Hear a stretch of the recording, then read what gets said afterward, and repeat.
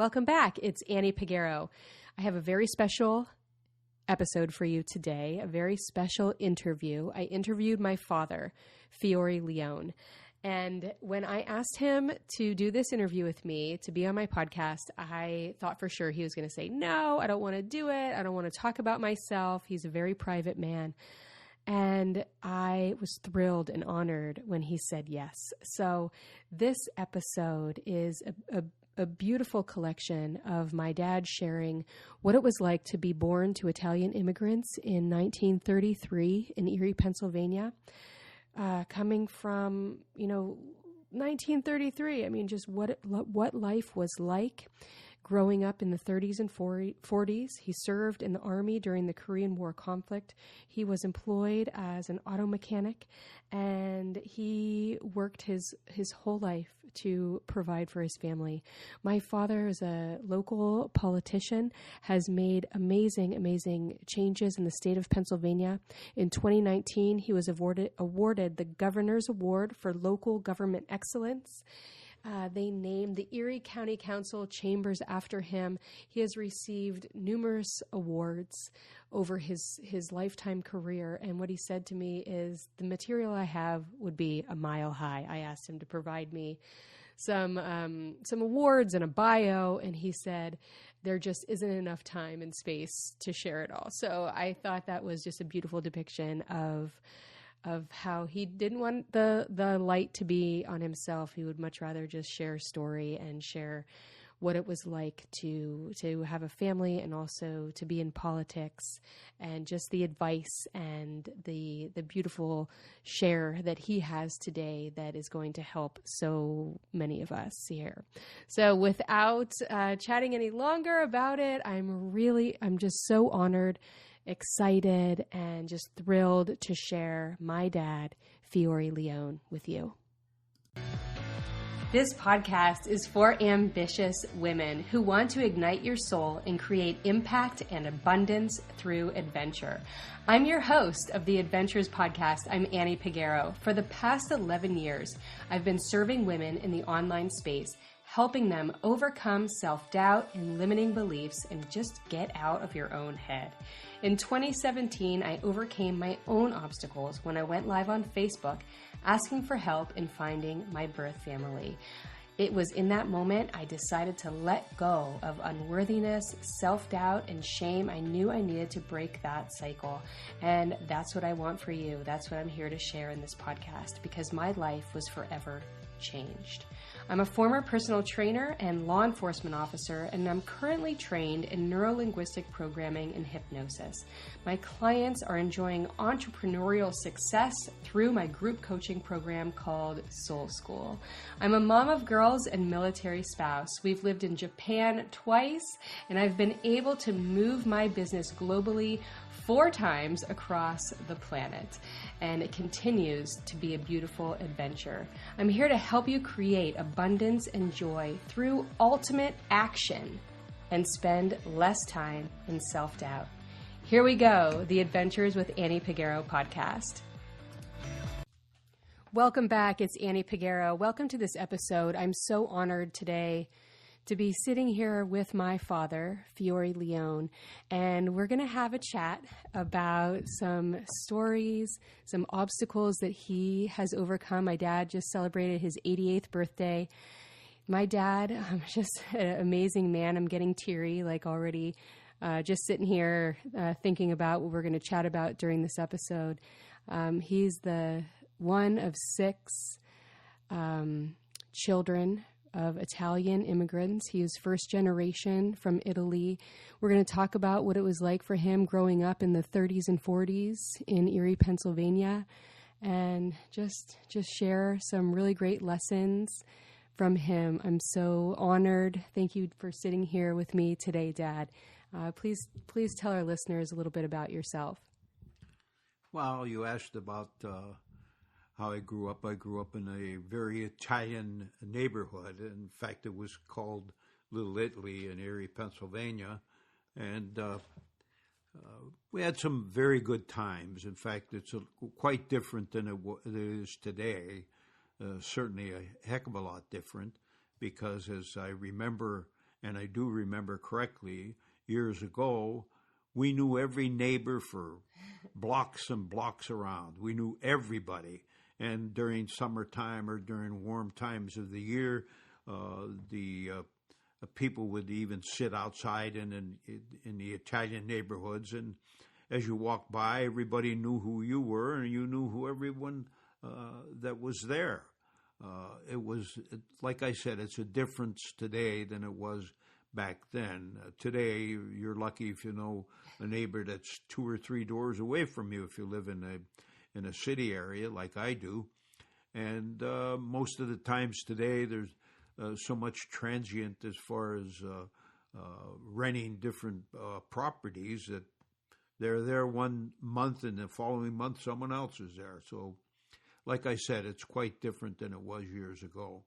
I loved the Italian-American neighborhood that we were in. I just loved it. It was a great time, and I did have great times there.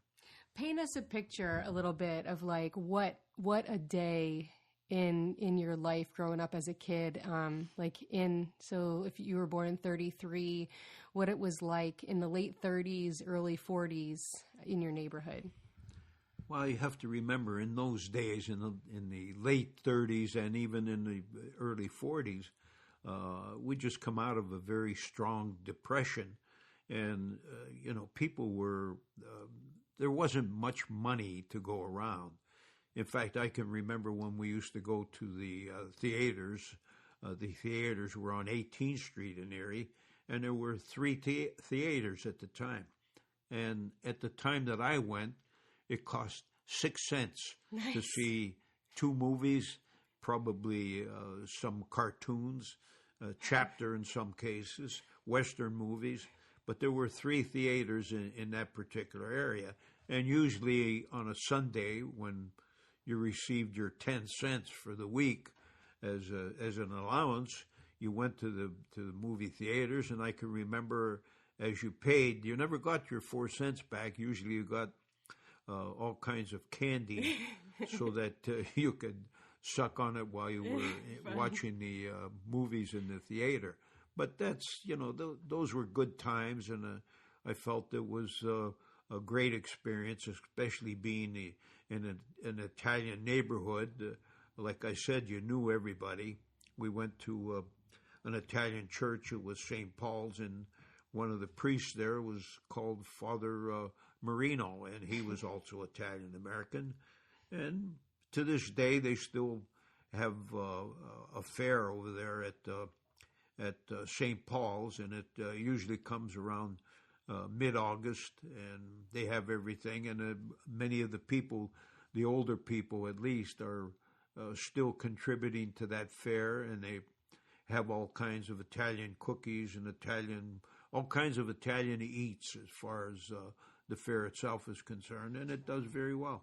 Those were some of my, most loving and amazing memories as a child, and also the most frightening. I mean, the most frightening. So I'm wondering that I think that the fact that you brought my brother and I up in the same community, attending the same church, I mean, those were really important decisions to be able to keep that going in our family. How do you think that has helped to frame like our family life to this day, keeping with those Italian traditions, always having family together on Sunday? I'm really thankful that you did that back when we were little. So let's talk for a minute about, raising families and the decision to stay within the community. Well, when you're raising a family, usually you try to instill the best values you possibly can into the kids, and this is what we try to do. And obviously, there are times that no matter what you do, there are other families. No matter what they do, they don't turn out well. In my particular case, it seems like the values that were instilled not only to my daughter but also to my son seem to have stuck pretty well, and I Thanks. think they've done good, and I think they'll continue to do well. This is a really good segue into what I really wanted to talk about also today was, I'm not sure what year it was or when it was, like you were a teenager or what, when some kids from your same neighborhood started to go in a direction that you decided not to go in. What was that like for you, and how did you have like that a strong mindset to say, I'm going to make decisions that are going to set me on a good path for later? I mean, that must have been really hard for you.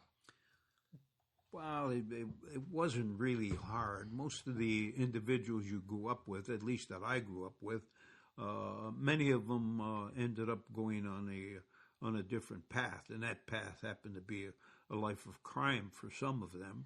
And I believe that I didn't want to take that particular path. My father also instilled certain values in all of us to keep away from things like that, and that's part of the reason why I never went that particular path, even though I knew quite a few of those individuals that went and took a criminal way rather than the right way. And this is where I come from, and this is what I always felt was best for me and my family.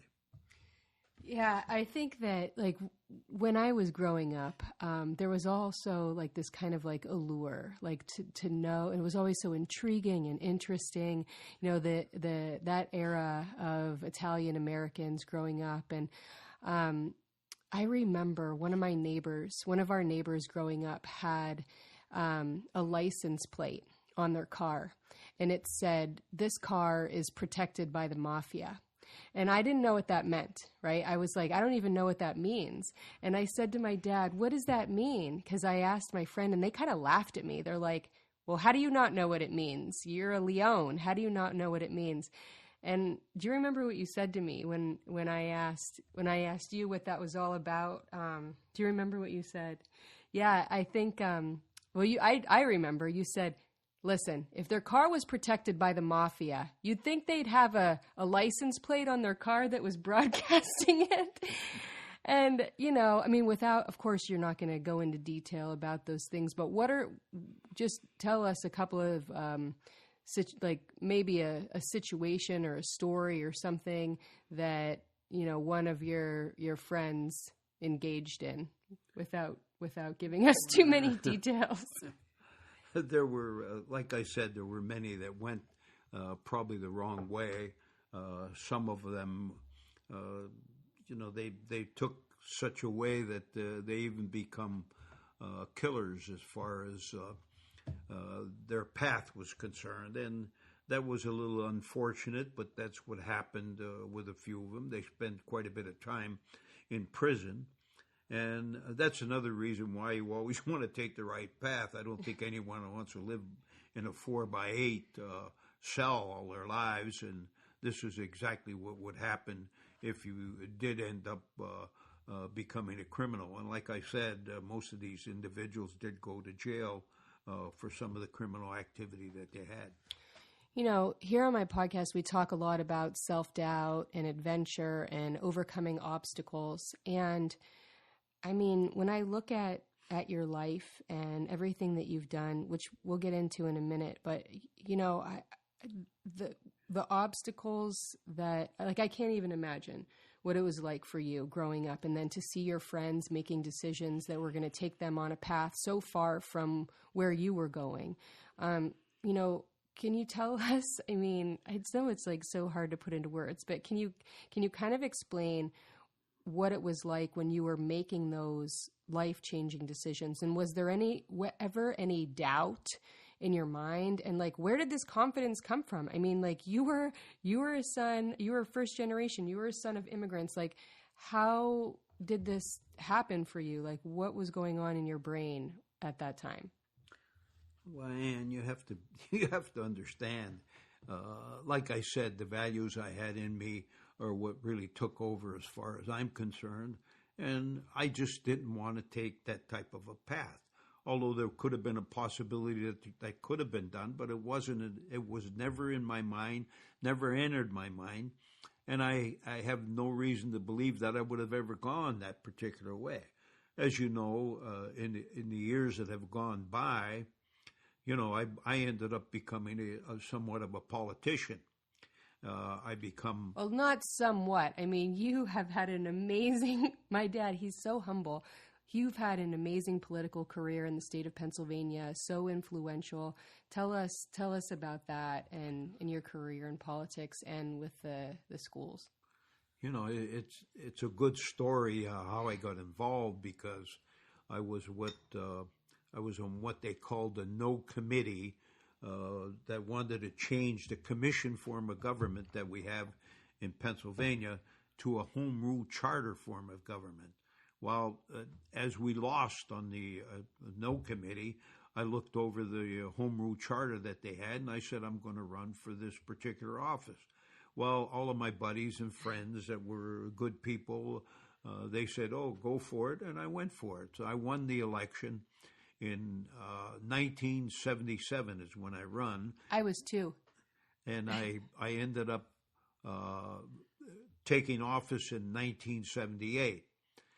I spent 42 years in that particular office, and I really enjoyed being there. I enjoyed being a county councilman in Erie County. But what I enjoyed most of all, as far as politics itself was concerned, was the County Commissioners Association of Pennsylvania. I loved the place because once you got there, once you become a member of that particular organization, there really wasn't any politics involved. Not to say that people weren't Democrats or Republican or even independent, but to say that once you got there, you weren't interested in what your party affiliation was thinking. Your interests were what was best for the community, what was best for the people that you represented. And that's what I loved about it. Nobody was a Democrat. Nobody was a Republican. Like I said, even though they were in that party and kept their party affiliation, they just saw to it that we did what was best for all of the state of Pennsylvania. Quite a bit different than it is today, huh? A lot different than it is. It's a shame is what's going on. And I've always had the thought that at some point in time, throughout my lifetime, and I don't know if that's going to happen, is that nobody would be either Democrat, Republican, or independent. There shouldn't be any party affiliation whatsoever.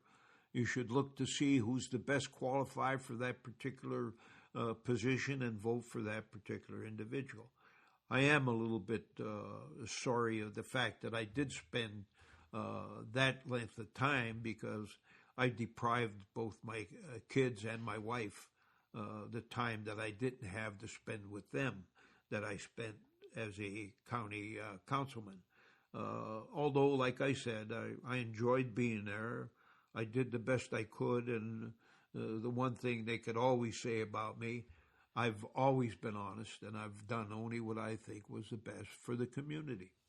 And that's so true. And my next question and the next thing I was going to talk about was, how that felt for you. We have a lot of listeners here on the podcast that feel that juggling family life and career and doing the things that they're really passionate about, is somehow like unfair to their family or would hold them back in some way.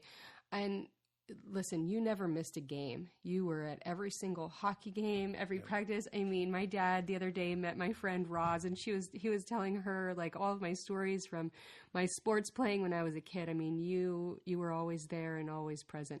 Sometimes you were out, you had meetings into the night. I remember you always dressed up in a suit, and you always, the smell of your cologne in the kitchen, and mom always like making sure that your tie, looked good, and it was just really good memories. But I know that you feel that way, that you spent so much time away. So what would you say to our listeners who have a passion that they want to go after, but, they're thinking about their family and worried about time away? Well, like I've even indicated to the news media a few times that if I had to do it all over again, I would never put in over 12 years as a county councilman. And the reason is just exactly what I said. I've deprived my children of time from me, even though we both attended hockey games and soccer games, and we did that. We had two children, so obviously one went to Paul's game and the other one went to Ann's game. So we did that as much as we could, and I feel that we've done the best we could.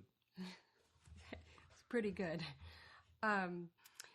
Tell us about your biggest, most exciting adventure.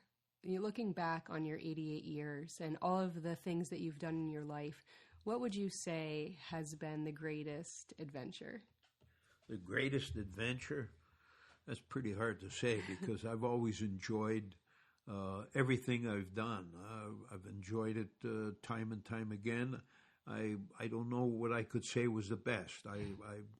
I ended up a county councilman in politics. I ended up as a director of facilities and operations in a school district where I worked for almost 30 years.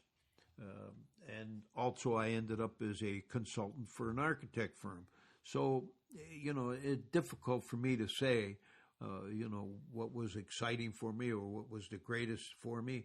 I also spent time in the Army. I enjoyed being in the Army. I spent a year in Germany. It was occupied Germany at that particular time, and I had a good time there. I had a good time both here in the States and also in Germany. Like I said, I don't know what I would say was the greatest in my life. Probably the greatest thing in my life was marrying my wife, and I've loved her all my life, and we get along well. That's really beautiful. Thanks for sharing that, Dad. That's funny because the girls the other day were asking me like, Mom, what's your favorite this? What's your favorite that? And I'm like, I don't really have a favorite. Right. There's just I feel like that's a limit. I don't want to put limits on myself or anything. So I really appreciate that response. Looking back on everything, if you were going to do it all over again, what would be something that you would do or be today that you hadn't done or something to that? As I look back, I always used to say to myself, I found a path to take, and that particular path, even up until I was ready to retire, let's say at the Erie School District, it just seemed like I was looking for something else. And looking back at everything, I think the first choice I made was the best, and this was the best choice. In the end, it worked out not only well for me, but for my family. And I enjoyed all the time that I had in every one of the positions that I was in and everywhere that I went and everything that I did. I just enjoyed everything. I've enjoyed life, and I've been very fortunate in my lifetime. I've been fortunate to have Ann and Paul. I've been fortunate to have married my wife, Diane, and I've just been fortunate all around. I think that's about all I could tell you. I love that, and here's why. When I was a park ranger, when I worked in, I think I was at the time I was in Yosemite. I was in my field training in Yosemite, and I was about to go to Golden Gate National Recreation Area in San Francisco. And I said to my field training officer, his name was Rob Lewis, and I said to Rob, I'm really excited. I'm going to go to San Francisco. What do you think? Do you think I'm going to like it there? Because we had gotten to know each other like really well, like at a work and personal level over the weeks that we were riding around together in the patrol car.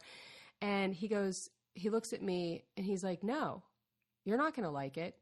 You're not going to be happy. And I'm like so shocked. I'm like, what do you mean? Like, why would you say something like that? And he goes, you're always looking for something else. Like, you're never happy. Like, you're always looking for the next thing. And that really resonates when you're saying, like, I think a lot of us do that. We're always looking for the next next thing or the next decision or whatever, and we are really missing out on what is right in front of us in the moment. And yeah, thanks for sharing that, Dad, because I think that's a lesson that sometimes it takes us 46 years to learn that lesson, that all of the beauty, all of the adventure is happening right in front of you every single day.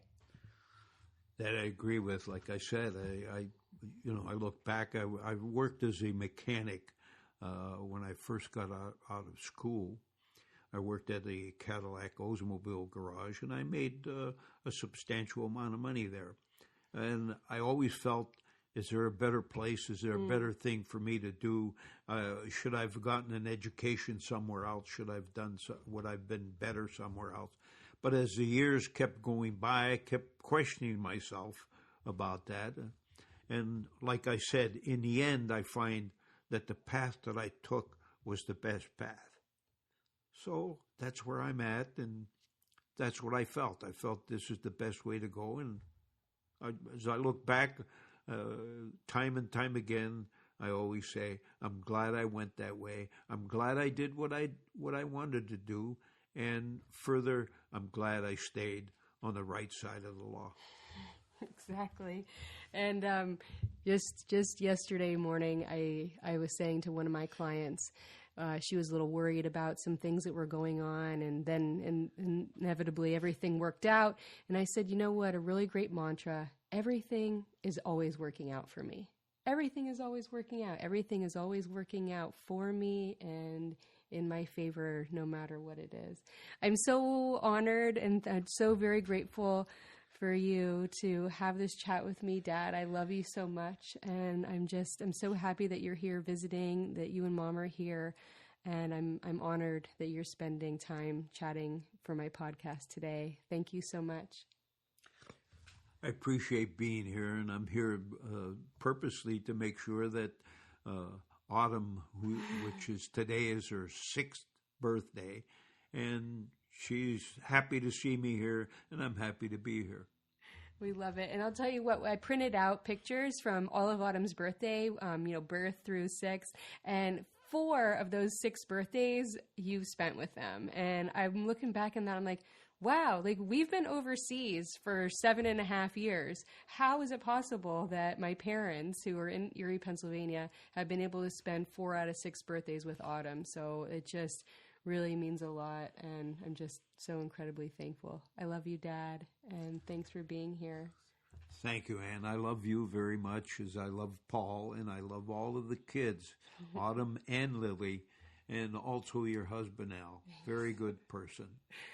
Thanks, Dad. Talk to you guys later. Thank you so very much for listening.